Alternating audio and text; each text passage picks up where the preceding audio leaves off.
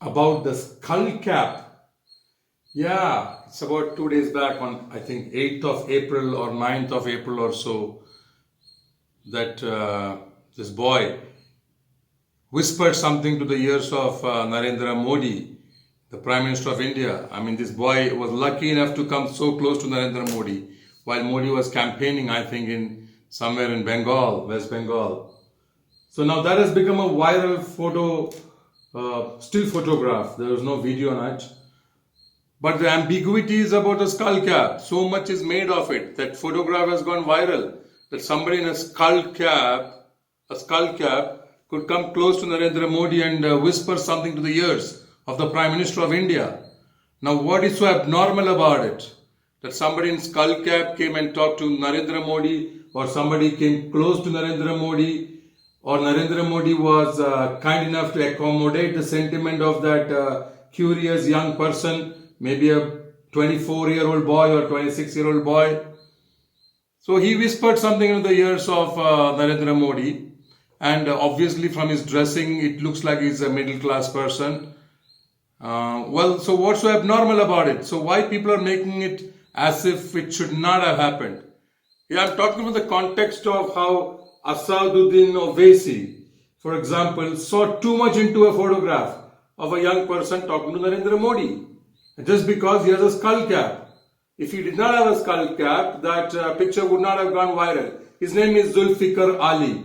So instead of asking this boy, what did you whisper into the ears of the Prime Minister? What are the conversations all about? The ambiguity is that Asaduddin Owaisi already has given an assessment.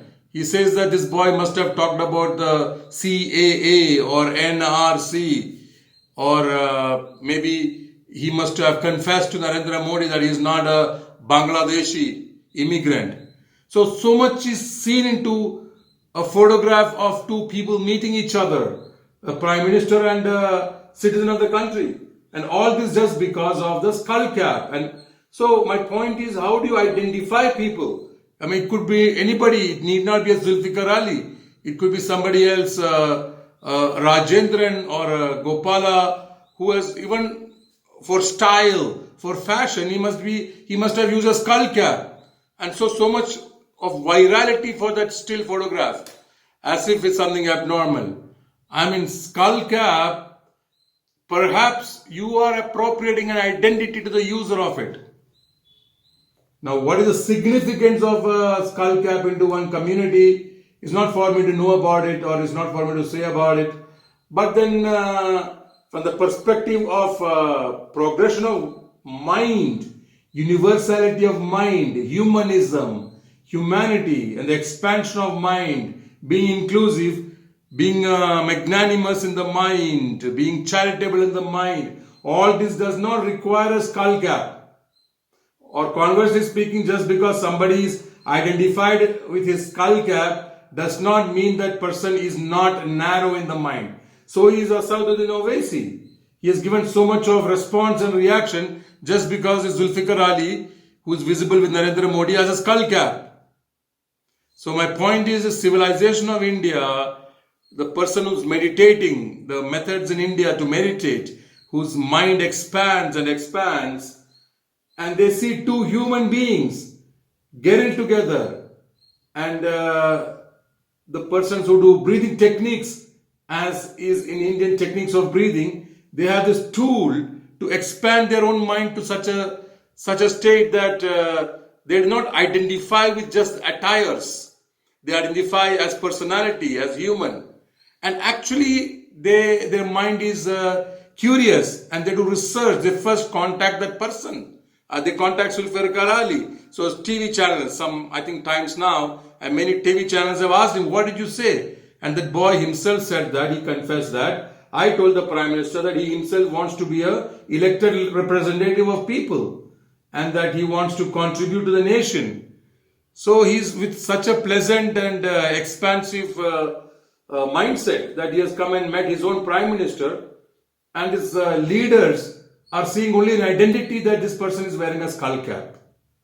Now, the ambiguity can be dissolved or neutralized if these leaders have some sense to do a research Namely, ask that person, contact that boy, Zulfikar Ali, what did you tell the Prime Minister?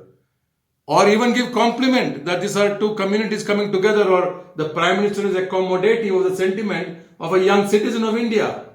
I mean, there are so much of progressive ideas you can get from this, and instead this people like Asaduddin Owaisi, perhaps, I wonder how narrow could he be that he aired this, he spoke about this, and it did not become correct.